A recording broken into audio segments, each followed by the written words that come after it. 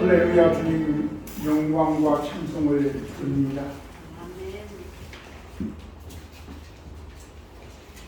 주의 거룩한 백성들 하나님께 나와 하나님을 예배합니다. 기쁘게 보시고 우리의 예배를 받으시옵소서. 하나님의 주시는 말씀을 마음에 깊이 새기게 도와주시고 말씀이 우리의 삶을 변화시키며 문제의 해결이고 지혜와 능력과 생명이 되게 하여 주옵소서. 유리한 종을 세우셨으니 성령의 권세로 말씀을 증거하게 하여 주옵소서.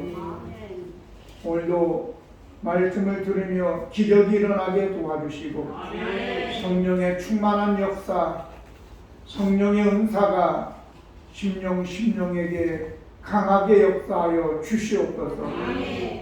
예수 그리스도의 이름으로 기도드립니다. 아멘. 오늘 함께 나누실 하나님의 말씀은 출애굽기 28장 15절로 30절입니다.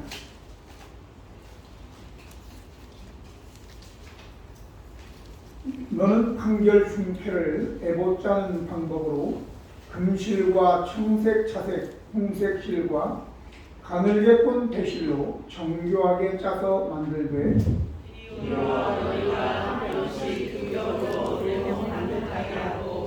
그것에 네 줄로 보석을 물리되 첫 줄은 홍보석, 황옥, 녹주옥이요 셋째 줄은 호박, 백만호, 자구정이요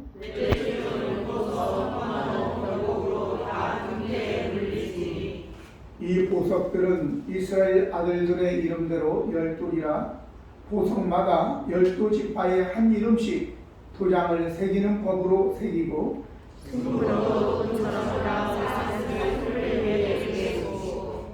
또 금고리 둘을 만들어 흉패 위 곧 흉패 두 끝에 그 두 고리를 달고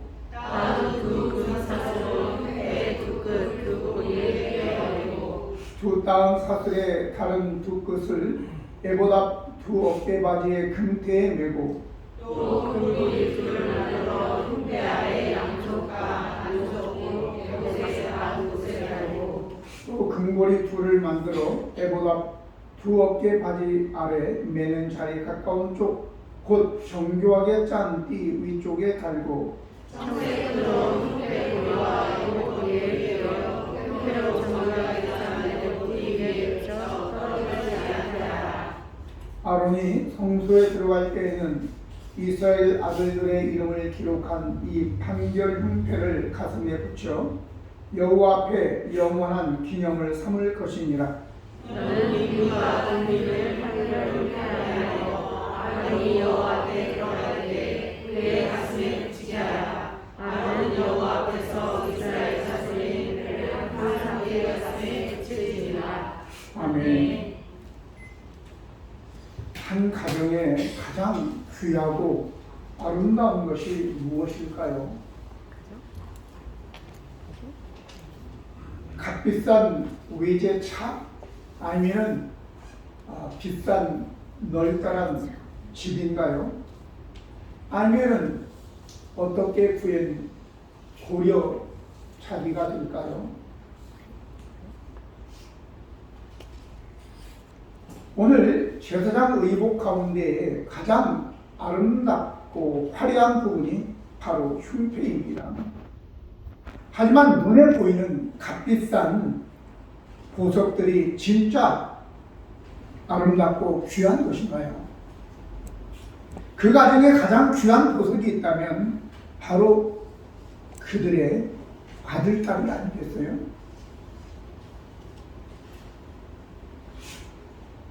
이처럼 보석에 새겨진 이스라엘 아들들의 그 이름, 곧 이스라엘 사람들이 바로 가장 귀한 존재이겠죠. 가끔 우리가 신문지상에서 그런 글을 보죠. 누구누구 연예인의 반려견이 죽어서 슬프다. 이런 이야기를 읽을 때마다 좀 마음이 씁쓸해요. 사람이 죽은 것도 아닌데 개가 죽은 것을 가지고 왜 전국에 나가는 신문에 그런 것을 내게 되는지 참 기자들도 할 일 없다 이런 생각이 들어요. 사람의 생명보다 연예인들의 반려견에 더 관심을 갖는 이 세태는 과연 어떤 것일까요? 우리는 하나님께서 소중히 여기는 것을 소중히 여겨야 될 줄로 믿습니다. 오늘 우리에게 대제사장의 의복 가운데에서 가장 핵심되는 부분을 함께 나누기로 할 텐데, 먼저는 판결의 흉패입니다. 15절과 16절 보면 너는 판결 흉패를 애봇자는 방법으로 금실실과 청색, 자색, 홍색실과 가늘게 꼰 배실로 정교하게 짜서 만들되 길이와 너비가 한 뼘씩 두 겹으로 네모 반듯하게 하라 이렇게 얘기하고 있습니다. 지난주 우리는 제사장의 에봇에 대해서 나누었습니다. 에봇은 앞치마처럼 겉옷에 걸치는 것으로서 어깨 위에는 두 개의 호마노가 있었고 그 호마노에 한 호마노에 6명씩 야곱의 아들들을 난 순서대로 이름을 기록하여 대제사장의 어깨 위에 올려놓았다 이렇게 이야기를 했습니다. 오늘은 그 에봇인 겉옷 위에 다시 판결의 흉패를 걸치게 됩니다. 판결이라 하면 미슈파트라고 하는 재판, 공의, 판결이라는 의미를 가진 말로서 이스라엘 역사에서 중대한 결정을 해야 될 상황에 하나님의 거룩한 뜻을 물을 때 사용하기 때문입니다. 판결의 형태는 가로 세로 한 뼘의 정사각형으로 만든 것인데 엄지손 끝에서 새끼손가락 끝까지의 길이를 얘기합니다. 이거는 길이를 재는 단위로서 한 규빗 그리면 이제 45.6cm를 얘기합니다. 그래서 이것은 반규빗을 얘기하므로 22.25cm를 얘기하겠죠. 자, 오늘 이처럼 우리가 정사각형으로 만드는데 그걸 에봇을 짓는 것처럼 금실과 청색, 자색, 홍색실과 그리고 가늘게 꼰 배실로 에봇과 똑같이 만들되 두 겹으로 하라 그렇게 얘기하고 있습니다. 왜냐하면 그 두 겹은 호주머니처럼 그 안에다가 우림과 둠밈이라고 하는 하나님의 뜻을 묻는 데 쓰여지는 그 돌멩이를 안에 넣기 때문에 그렇게 된 것입니다. 우림과 둠밈, 이것은 우림이라고 하는 것은 복수형으로서 빛들이라는 의미를 가지고 있고 둠밈은 완전 무결, 성실 이런 의미를 가지게 되는 것입니다.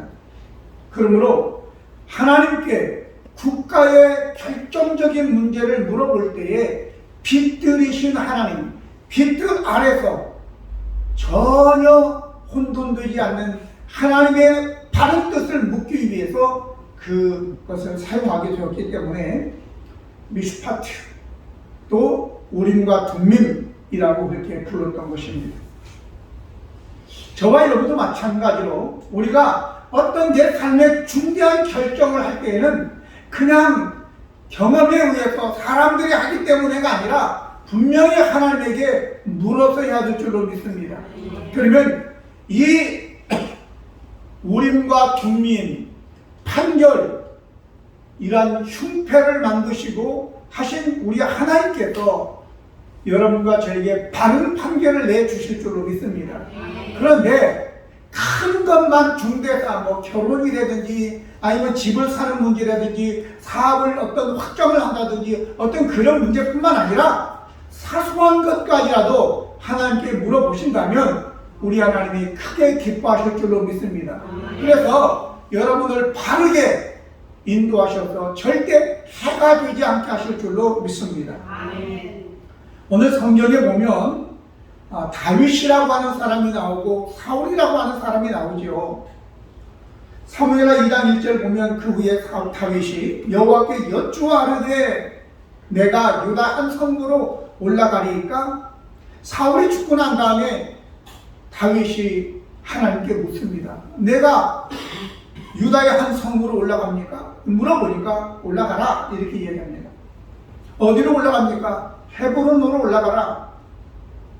또 뿐만 아니라 사무엘하 5장 19절 25절 보면 다윗이 여호와께 여쭈어 이르되 내가 블레셋 사람들에게로 올라가니까 블레셋 사람들이 전쟁을 일으켜서 쳐들어왔는데 내가 그들에게 올라가야 됩니까? 물어봅니다.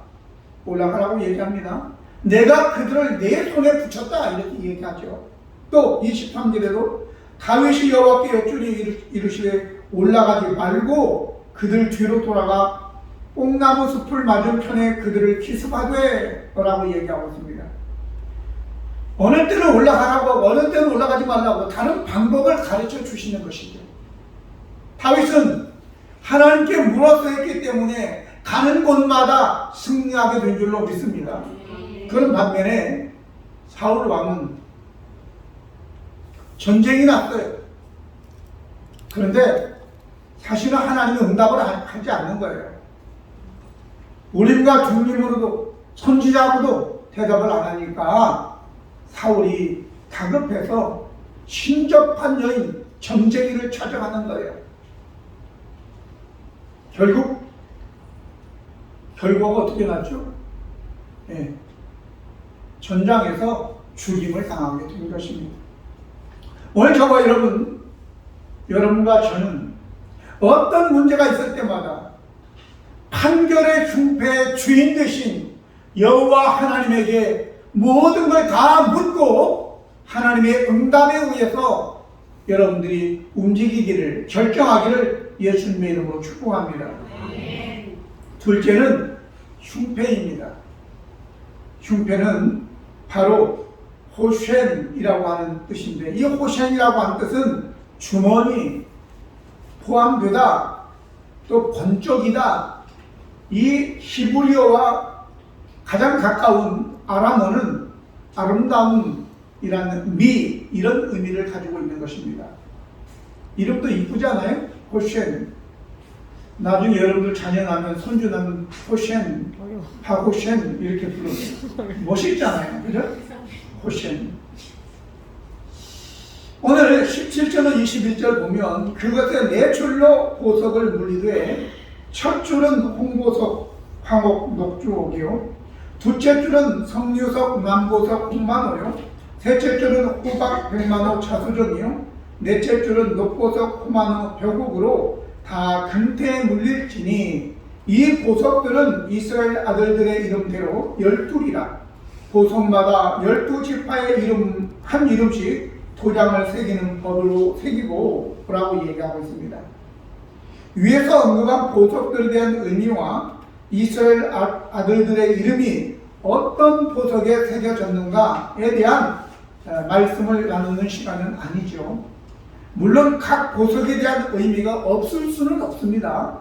하지만 여기서 나누고 싶은 것은 보석마다 아주 존귀하고 값비싼 것이라는 것은 우리가 알죠. 사실은 이 보석 이름을 12개를 나누었지만 아는 게 거의 없죠. 저도 없어요. 영어로 보면 좀 나와요. 영어로 보면 조금 들어보면 뭐 에메랄드 아니면 뭐 다이아몬드, 뭐 루비 이런 것들이 좀 나오긴 하는데 사실 잘 모르죠. 일반인들이 이런 보석에 대해서 어떻게 알겠어요? 중요한 것은 다 다르지만 그 보석에 새겨진 이름들이 한 흉패에 붙어 있다라고 하는 거죠. 어떤 것이 더 비싸고 그런 의미가 아니고 여러분과 저의 이름도 이스라엘의 아들들의 이름이 그 보석에 다 하나하나 새겨졌듯이 저와 여러분의 이름이 그 보석에 새겨졌다고 하는 것인데 바로 그것은 그 사람이 그 보석과 같다 동일시 되어지는 것입니다. 너는 보석이다 라고 하는 거죠. 저와 여러분이 하나님 앞에 진정한 보석인 줄 믿습니다. 제가 서두에서 왜 그런 말씀을 했겠습니까? 뭐 집이 또 수입한 자동차가 아니면 뭐 고려자리가 그런 중요한 것이 아니라 바로 내 집에 있는 아들, 딸이 중요하듯이 바로 여러분과 저가 하나님 앞에서 소중한 존재라는 걸 기억하시기를 바랍니다. 그래서 교회 안에는 다양한 성도들이 있는 거죠. 기질도 다르고 은사도 다르고 성격도 다르죠. 그렇지만 한 흉패 아래 붙어있는 한 교회를 이루고 있는 하나님의 자녀함에 있어서는 다 동일하다고 하기 때문에 우리가 서로 나와 다르다고 해서 그 사람을 틀리다고 얘기하고 뭐 하는 그런 생각을 갖지 않기를 바랍니다. 이사야서 49장 15절 16절 보면 더 나아가서 뭐라고 말씀했냐면 여인이 어찌 그 젖 먹는 자식을 잊겠으며 자기 태에서 난 아들을 긍휼히 여기지 않겠느냐. 그들은 혹시 잊을지라도 나는 너를 잊지 아니할 것이라. 내가 너를 내 손바닥에 새겼고 너의 성벽이 항상 내 앞에 있나니 라고 얘기하고 있습니다.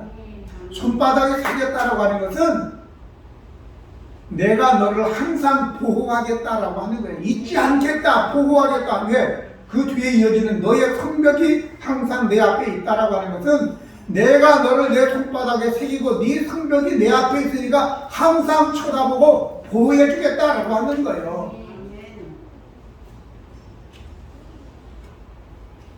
속담에 이런 이야기가 있잖아요. 원수는 물에 새기고 은혜는 돌에 새기라고. 제가 이미 예를 드린 기억이 있는데 두 친구가 함께 이제 청운의 꿈을 품고 그리고 사막길을 가고 있습니다. 그때 별 생각 없이 무슨 오해로 인해서 같이 간 친구가 생을 같이 노래하기로 했는데 그 친구의 뺨을 딱 때린 거예요. 그러니까 친구가 모래 위에다가 오늘 가시용 친구가 내 뺨을 때렸다. 그렇게 모래 위에 썼어요.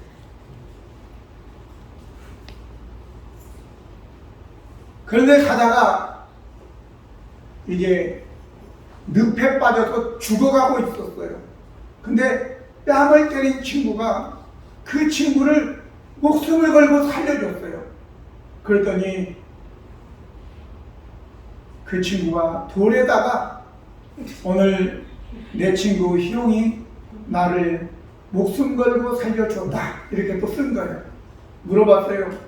왜 아까 내가 뺨을 때렸을 때는 모래 위에 쓰고 내가 너를 살려줬을 때는 왜 바위에 새겼느냐 물어보니까 미움은 바람이 불면 쉬 사라져 버리게 되고 내가 입은 은혜는 평생 잊지 않기 위해서 그랬다.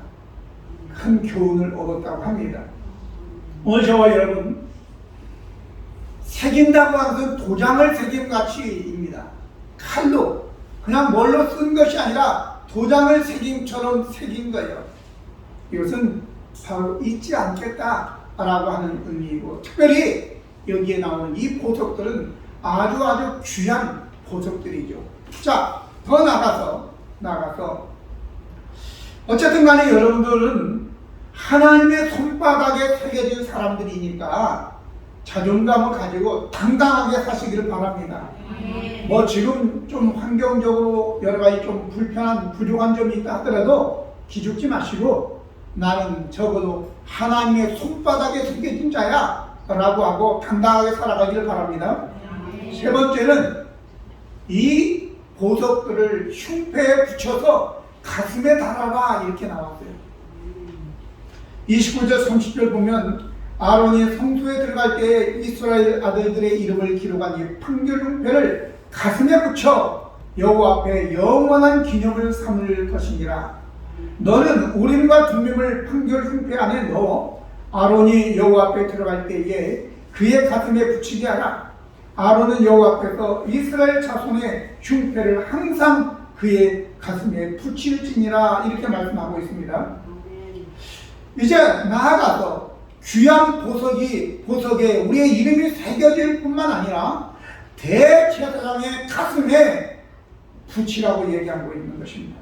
아무리 값비싼 보석이라 하더라도 내가 몸에 지니지 아니하면 무슨 가치가 있겠어요. 집에 두고 왔다.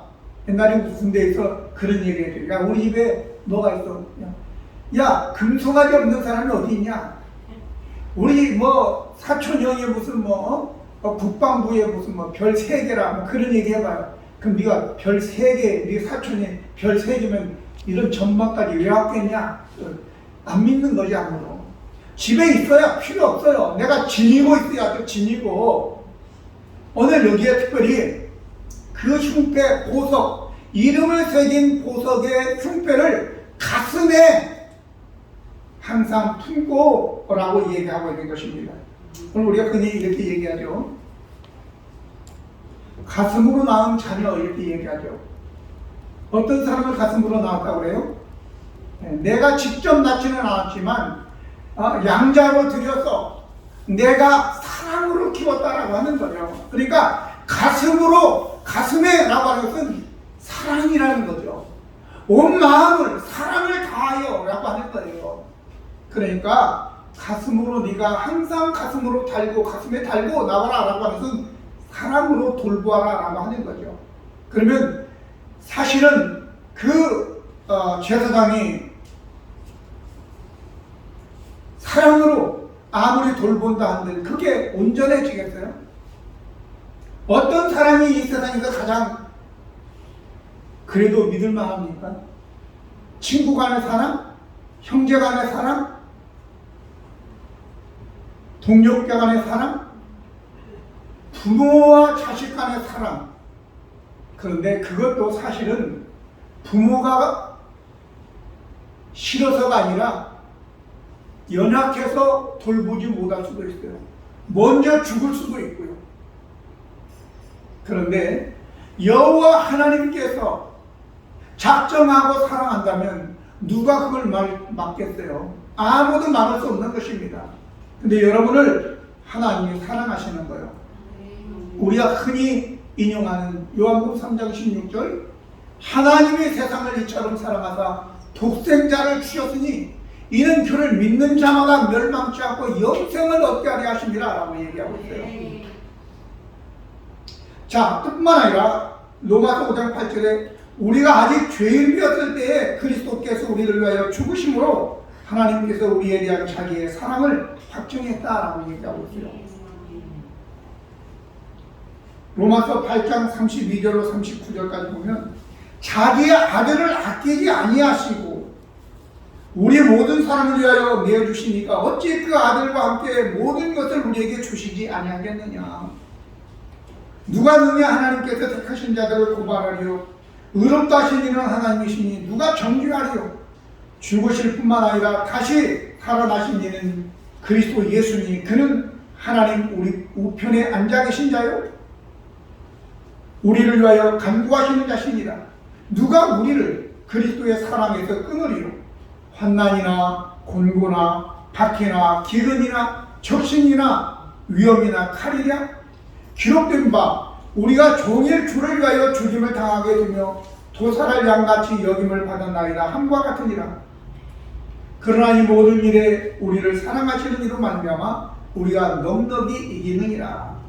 내가 확신하노니 사망이나 생명이나 천사들이나 권세들이나 현재일이나 장래일이나 능력이나 높음이나 기쁨이나 다른 어떤 피조물이라도 우리를 우리 주 그리스도 예수 안에 있는 하나님의 사랑에서 끊을 수 없으리라. 할렐루야. 이처럼 우리에 대한 하나님의 사랑은 어떤 환경이나 조건과 상관없이 절대로 우리를 포기하지 아니하시는 절대적 조건 없는 사랑임을 믿으시고 오직 하나님의 사랑을 붙잡고 나아가기를 예수님의 이름으로 축복합니다. 마지막으로 하나님의 사랑은 조건이 없는 절대적 사랑일 뿐만 아니라 영원한 사랑입니다. 29, 30절에 다시 본문을 보면 아론이 성소에 들어갈 때에 이스라엘 아들들의 이름을 기록한 이 판결 흉패를 가슴에 붙여 여호와 앞에 영원한 기념을 삼을 것이다. 너는 우림과 둠림을 판결 흉패 안에 넣어 아론이 여호와 앞에 들어갈 때 그의 가슴에 붙이게 하라. 아론은 여호와 앞에서 이스라엘 자손의 흉패를 항상 그의 가슴에 붙일지니라 라고 했습니다. 영원한, 항상 똑같은 단어입니다.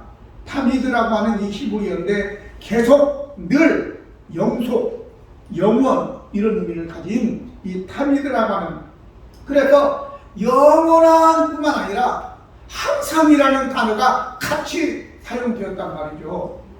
사실 영원이라는 단어를 쓸 수 있는 분은 여호와 하나님밖에 없어요. 우리는 쓸 수 없는 단어예요. 사실은 내가 당신을 영원히 사랑할게, 말도 안 되는 소리를 하고 있어. 그런 남자들은 세희야 어떻게 해야 돼? 그런 남자, 내가 세희 너를 영원히 사랑할게, 어떻게 해야 돼? 당장 끊어버려야 돼. 왜? 100% 사기꾼이야. 뭘 알고 이야기를 해야죠. 사람이 어떻게 영원히 지가 언제까지 살지도 100년밖에 못 사는데 뭐 영원히 사는 해. 말 잘하는 사람 치고 사기성이 없는 사람은 거의 없어요. 그러니까 매끄러운 말에 절대 넘어가서는 안 돼요. 물론 그 말이 우리가 생각하는 말하고 비슷하겠죠. 그 영원이라는 것이 절대라는 말이겠죠. 영원이라는 것이 진짜 영원한 건 아니겠지는 알겠지만, 그러나 그런 말에 여자들은 또 얼마나 여자들이 어리석은지 몰라요. 조금만 달콤한 말을 하면 그냥 넘어가서 다 퍼져요. 오늘 이러한 것에 우리가, 제가 얘기하는 것은 누구를 폄훼하려는 것이 아니라 바로 여호와 하나님만 영원이라는 단어를 쓸 수 있다라고 하는 것입니다. 할렐루야. 자, 오늘 여호와 하나님은 이스라엘 아들들이 새게 된 흉패를 대제사장의 하나님께 나아갈 때 항상 붙여야 한다고, 그래서 이것이 여호와 앞에 영원한 기념으로 삼아야 한다고 하였습니다. 그런데 문제는 첫 번째 대제사장인 아론은 어떻게 됐나요? 죽었죠. 그럼 뭐 영원하기는 뭘 영원해. 그의 아들이 또 이어받아 대제사장이 됐어. 그럼 어떻게 돼요? 또 죽었죠. 또 죽고 또 죽고 결국 누가? 영원한 대제사장인 예수 그리스도께서 진정한 흉패를 붙이고 여러분과 저의 이름을 가슴에 품고 지금도 하나님의 우편에서 우리를 중보하고 계심을 감사하기 바랍니다. 오늘 이 흉패를 에봇에 붙일 때 어떻게 했느냐, 또 이 흉패의 보석들을 이제 금태로 해서 물릴 때 어떻게 했냐, 그냥 실로 한 것도 아니고 무슨 철사로 한 것이 아니라 금실로 만들어서, 의미는 바로 금이라고 해서 녹슬지 않기 때문에 상하지 않는 거예요. 끝까지 영원히 붙들고 있다라고 하는 겁니다. 하나님은 우리에 대한 사랑, 우리를 품으심은 그냥 기분대로가 아니라 영원히 우리를 품는다라고 하는 것입니다. 할렐루야. 그러므로 우리에 대한 하나님의 사랑, 여러분 이스라엘의 그 아들들의 이름을 다 그 보석에 기록하고 있는데, 그 아들들이라고 해서 다 기분 좋은 아들들은 아니잖아요. 큰 아들은 아버지의 침상을 더럽히고, 어떤 아들들은 모아가지고 또 모함을 해서 요셉을 노예로 팔기도 하고 그러기도 했잖아요. 기분 좋게 하는 선한 아들도 있지만 악한 아들도 있었어요. 그럼에도 불구하고 하나님은 하나님의 백성, 예수 그리스도의 이름으로 거듭난 하나님의 백성을 끝까지 마음에 품고 사랑하신다는 것을 기억하면서, 여러분 자신을 보지 말고 나를 사랑하시는 조건 없이 과거의 일이나 현재의 일이나 미래의 일이나 천사나 그 어떤 것도 그리스도 예수 안에 있는 우리를 향한 하나님의 사랑에서 끊을 자 없음을 여러분들이 믿고 오늘도 당당하게 살아가기를 예수님의 이름으로 축복합니다. 기도하시겠습니다. 거룩하시고 은혜로우신 하나님 우리 아버지, 하나님은 대제사장의 가슴에 흉패를 붙이되 그곳에 12보석, 그 위에 이스라엘의 아들들의 이름을 다 색이 대하여 항상 품고 하나님께 나아가도록 하였습니다. 언니는 우리 자신이 하나님 앞에 보석 같은 존재이고 영원히 하나님 우리를 품으시고 사랑한다는 표식인데, 하나님 아버지 우리 자신의 연약함을 볼 것이 아니라 하나님의 큰 사랑을 바라보면서 당당하게 살아갈 수 있는 저희가 되게 하여 주시옵소서. 오늘도 우리를 사랑하시고 영원히 사랑하시는 예수 그리스도의 이름으로 기도드립니다. 아멘.